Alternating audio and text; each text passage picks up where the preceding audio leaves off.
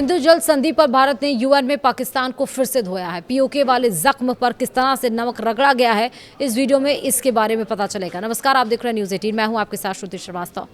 पाकिस्तान से पीओके संभल नहीं रहा है। पाकिस्तान के कब्जे वाला कश्मीर जल रहा है। पाकिस्तान से आज़ादी की मांग हो रही है। पाकिस्तान इस आज़ादी की लड़ाई को किसी तरह दबाने में लगा है।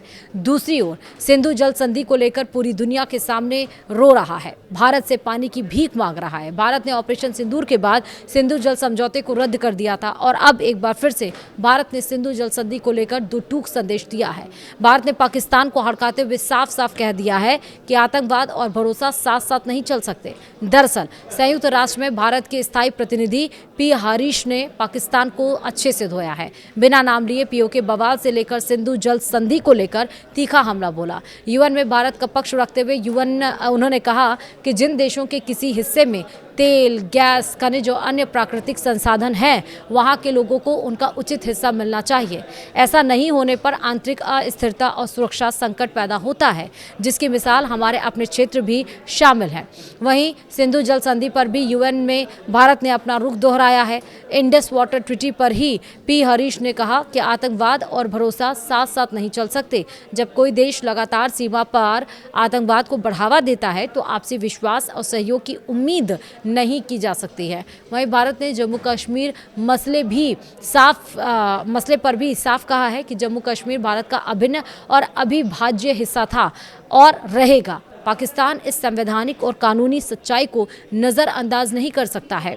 भारत ने कहा कि जम्मू कश्मीर का असली मुद्दा पाकिस्तान द्वारा भारतीय क्षेत्र पर किया गया अवैध कब्जा है। अपने बयान के अंत में भारत ने यह भी कहा कि भारत पर उंगली उठाने के बजाय पाकिस्तान को अपने घर की समस्याओं को पहले ठीक करना चाहिए। वहीं सिंधु जल समझौते पर नया विवाद तब शुरू हुआ जब भारत ने साफ कर दिया था कि 65 साल पुरानी संधि मौजूदा स्वरूप में फिर लागू नहीं होगी। भारत का कहना है कि भविष्य में किसी भी नए जल समझौते पर बातचीत तभी होगी जब पाकिस्तान सीमा पार आतंकवाद पर ठोस और विश्वसनीय कार्रवाई करेगा।